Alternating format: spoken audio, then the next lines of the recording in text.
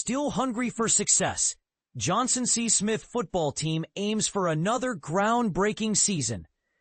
Before the kickoff of training camp, Red Ventures CEO Rick Elias, a generous benefactor, paid a visit to the Johnson C. Smith football squad. It's an annual tradition for him to address the players. However, this particular visit held greater significance than ever before.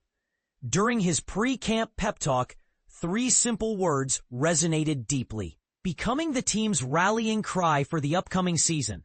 Not done yet. It perfectly encapsulates our spirit, head coach Maurice Flowers remarked. We're far from satisfied. There's still work to be done. This mantra follows a season that redefined the program's identity, culminating in an impressive 8-2 record, a stark contrast to the decades of subpar performances.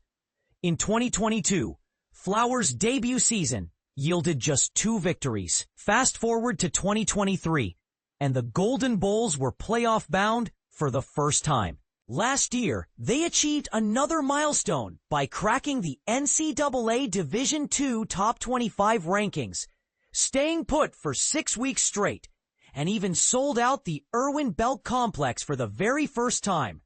Entering his 4th campaign, Flowers sets his sights higher than ever as the team prepares to face Morehouse College at Harvard Stadium during the Essence HBCU Classic. His aspirations include clinching the Central Intercollegiate Athletic Association (CIAA) championship, a feat JCSU hasn't accomplished since 1969. He dreams of a top 10 finish and making history by securing a spot in the Division II playoffs. And his players are rising to the challenge, embracing ambitions that once seemed unattainable. Coach Flowers observed a transformation during a recent practice. A visitor noted a significant shift. Last year, practices exuded a lighthearted atmosphere. This year, the team's demeanor is markedly more focused and determined. They seem driven by unfinished business. Flowers commented, "It's a positive sign of the program's evolution, setting high standards for performance and season outcomes." The change can partly be attributed to the bitter taste of defeat at the end of last season. After a remarkable 8-game winning streak, the Golden Bulls stumbled in their final 2 matches, extinguishing their hopes of a CIAA championship appearance. The team felt the sting of fan disappointment.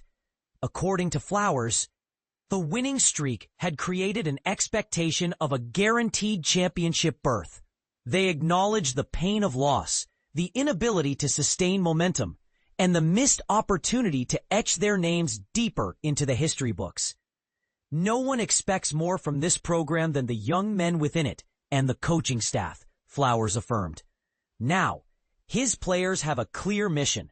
Coach Flowers hardly needs to raise his voice during drills. His message is internalized. Flowers is convinced this is the most talented roster he's assembled at JCSU. And they've garnered attention. The Golden Bulls are forecasted to place 2nd in the CIAA.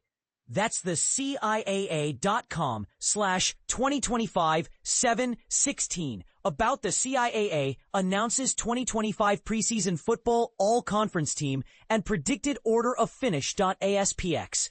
Backed by a formidable receiving core, they boast 3 of the top 10 running backs in the CIAA.